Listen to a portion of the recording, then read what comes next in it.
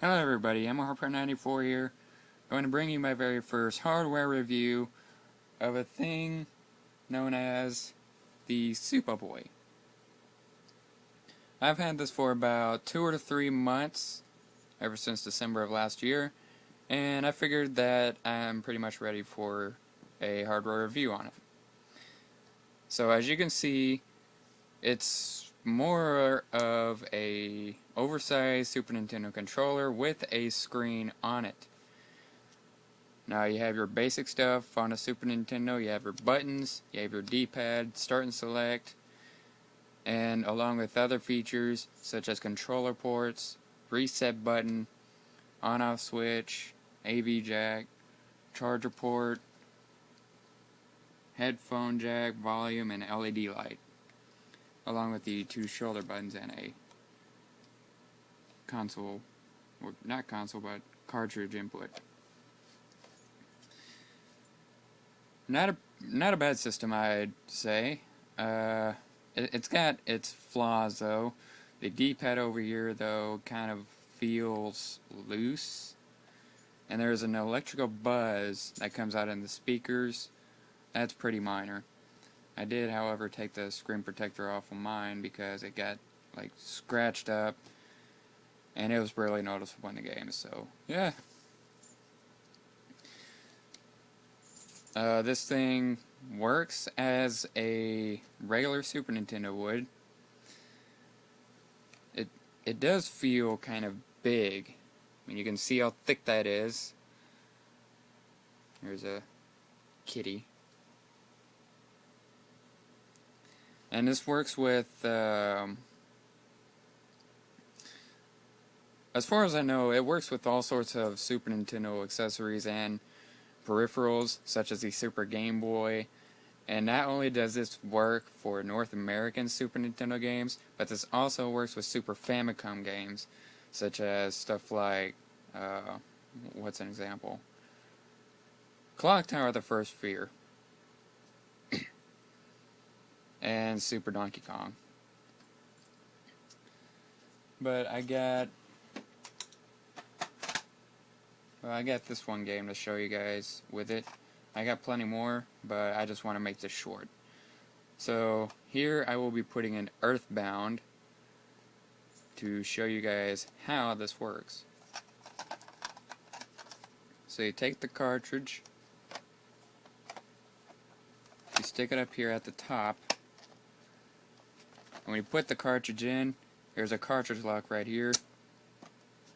You slide it over like that, like so, and you're ready to play.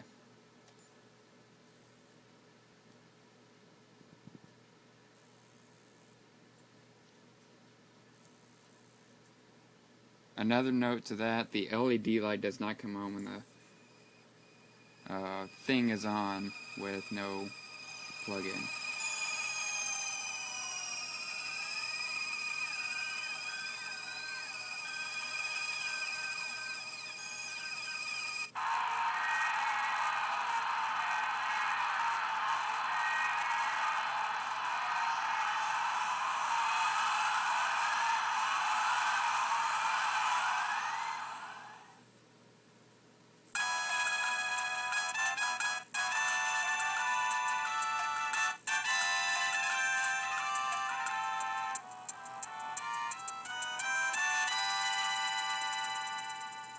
The screen, in my opinion, is good, and it controls well, though in some parts your character may stop. I guess it's because when you're going one way, like this way, you might accidentally push down all 4 directions on the D-pad like that, and your character just won't move, or it'll just glitch out.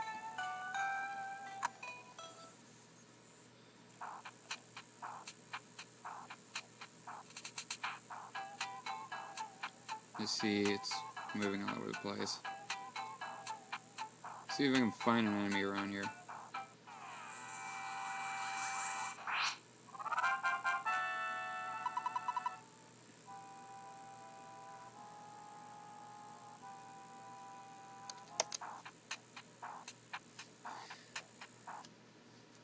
So yeah, As for the controller ports,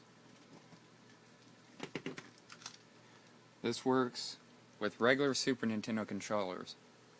Fortunately, this is a third-party brand, but it still works just like a Super Nintendo controller would. So you plug this end up here, and you put it in here like so. That's another neat feature I like.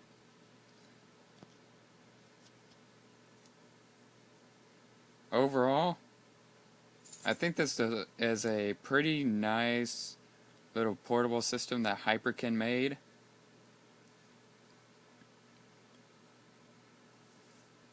It's just that the flaws are the electrical buzz in the speakers and the D-pad being a little bit loose.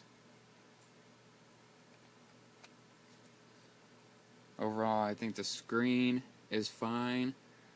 They did a nice job with the colors and everything on the TV itself, which I really should show you guys in this review.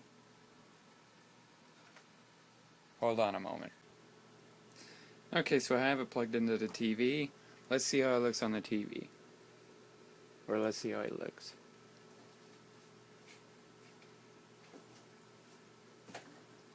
Might wanna... yeah.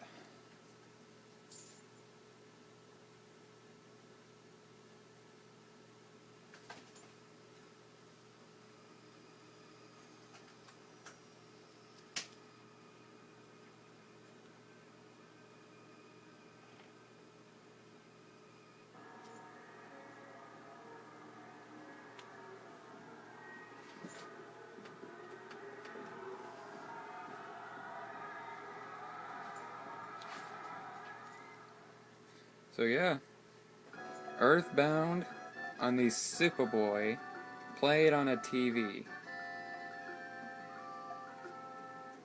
How nice is this?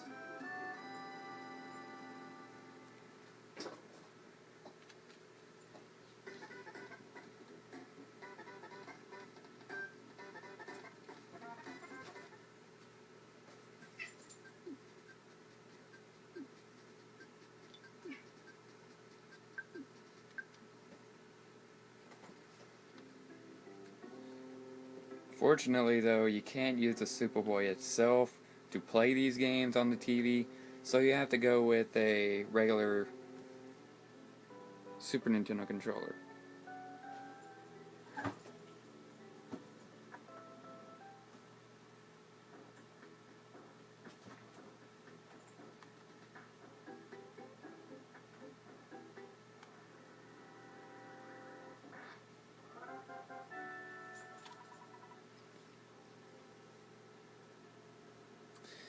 So this has been the software review of the Hyperkin Supaboy. The rating I give the system is either an 8.5 to a 9 due to its flaws like the speakers and the D-pad issue. But overall, a really great system. If you want to play Super Nintendo games on the go, I'd highly recommend it. It's only roughly 80 bucks. You can either find it on Amazon or the Game Over video game store or wherever places of retro games are sold. This has been MRP94, and this has been the review of the Hyperkin Supaboy, and I will see you guys later in the next video.